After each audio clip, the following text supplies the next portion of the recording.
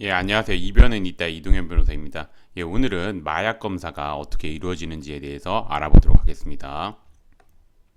이제 제가 오늘의 주제를 선택하게 된 이유는 마약 검사를 문의하시는 분들이 되게 많습니다. 뭐 어떤 경우냐면 보통 이제 수사관님으로부터 마약 혐의로 조사를 받으러 나오라고 한 경우, 아니면 이제 조사를 받으러 나가기 전 이제 마약 검사가 어떻게 이루어지는지 궁금해하시는 분들이 굉장히 많은데, 그에 대한 간략하게나마 답변을 드리고자 오늘의 주제를 선택해 보았습니다. 우선 마약 검사를 걱정하고 있다면 문제가 되는 범죄는 이제 뭐 마약 투약이겠죠. 그래서 이제 마약 투약 같은 경우 어떻게 처벌되는지에 대해서 먼저 알아보도록 하겠습니다.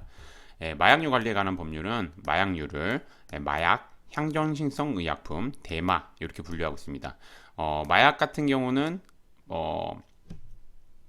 요즘 수리남으로 이슈가 되는 좀 코카인, 그 다음에 이제 아편, 이런 거를 이제 마약이라고 하고, 향정신성 의약품 같은 경우는 뭐 필로폰이나 엑스터시가 여기에 포함됩니다. 대마는 뭐 그냥 대마로 알고 있으시면 되고, 아니면 대마 관련된 제품들, 뭐 대마 젤리, 뭐 이런 것들 이렇게 생각하시면 됩니다. 이렇게 분류하고 있으며 마약의 종류와 행위 태양에 따라서 행위 유형에 따라서 이렇게 처벌 수위를 달리 규정하고 있습니다. 그래서 이제 보시면 뭐 대마를 흡연하거나 섭취한 경우에는 5년 이하의 징역 또는 5천만 원 이하의 벌금에, 뭐 필로폰 등을 엑스터시, 필로폰 등을 투약한 경우에는 이제 10년 이하의 징역 또는 1억 원 이하의 벌금에, 그다음에 이제 마약을 수출한 경우, 그런 경우에는 수출입한 경우에는 이제 무기 또는 5년 이상의 징역에 이렇게 처하도록 규정하고 있습니다. 지금 보시면 아시겠지만 마약류 관리에 관한 법률은 제가 뭐 눈에 언급드리지만 그 처벌 수위 자체가 굉장히 높습니다. 그렇기 때문에 안일하게 생각하시면 절대 안 되는 범죄 유형 중 하나입니다. 그렇게 아셨으면 좋겠고, 그럼 이제 마약 검사 어떻게 이루어지는지, 오늘의 주제인 마약 검사 어떻게 이루어지는지에 대해서 한번 보게 되면, 이제 마약 투약 혐의를 받고 있는 경우, 보통 이제 마약 투약 혐의를 받는 경우 마약 검사를 하게 되겠죠. 수사기관은 임의 제출 받거나 압수수색 영장을 발부받아서 소변 모바일 검사를 실시하게 됩니다. 뭐 요거 이제 관련해 가지고 이제 클라이언트 분들이 이제 물어보시는 거는 이제 뭐 제출하지 않으면 어떻게 되냐 뭐 이렇게 하는데, 제출하지 않으면 이제 영장 발부 받아가지고 이제 소변이나 모바일 검사를 실시하게 됩니다.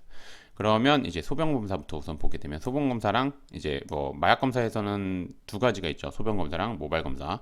그래서 소변 검사부터 알아보면 아큐사인이라는 간이시약을 이용한 검사를 의미합니다. 그래서 2주에서 한 달 정도 짧은 기간 동안 마약을 투약했는지 여부를 확인할 수 있습니다.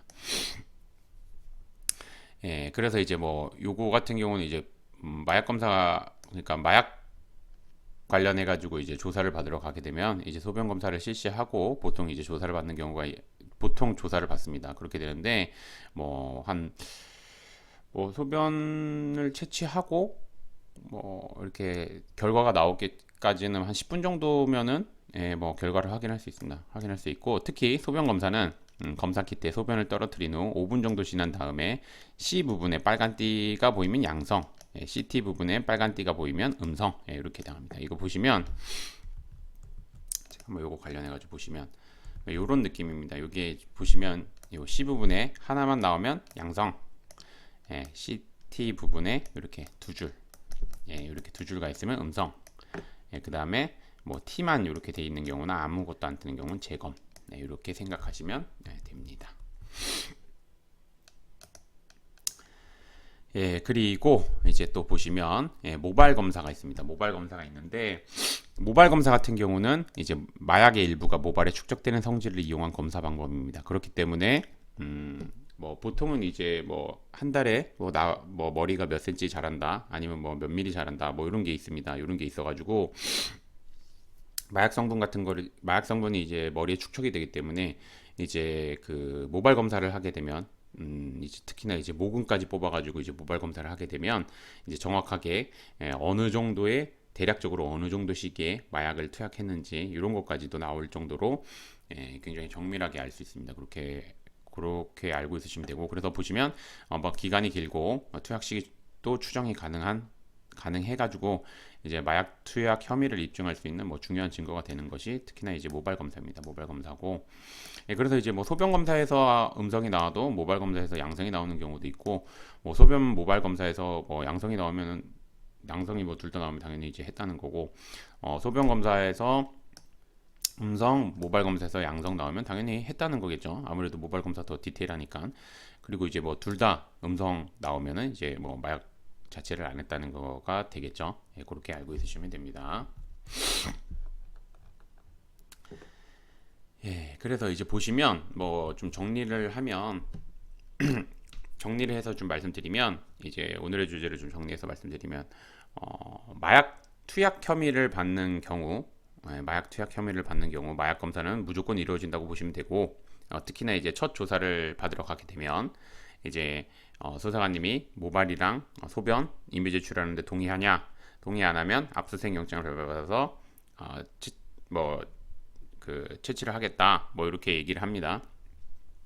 그래서 뭐 그때 이제 뭐 압수수색 영장을 발부받아서 오셔라 라고 하시는 것보다는 임의 제출하는 게 좋고, 아까도 말씀드린 것처럼 그 마약 검사 같은 경우는 소변 검사, 모발 검사 이렇게 두 가지가 이루어진다는 거, 그거 알아두시면 되고, 그 다음에 이제 뭐 말 그대로 소변 검사가 양성이 나왔을 때, 그 다음에 소변 검사가 음성이 나왔을 때, 그 다음에 이제 뭐 모발 검사가 양성이 나왔을 때, 모발 검사가 음성이 나왔을 때, 뭐 이렇게 결과에 따라서 조금씩 대응하는 게 다르긴 한데, 우선 기본적으로 본인이 마약을 투약하지 않았다면은 당연히 혐의를 부인하는 게 타당하고, 본인이 만약에 마약을 투약했으면 선처를 구하는 게 바람직합니다.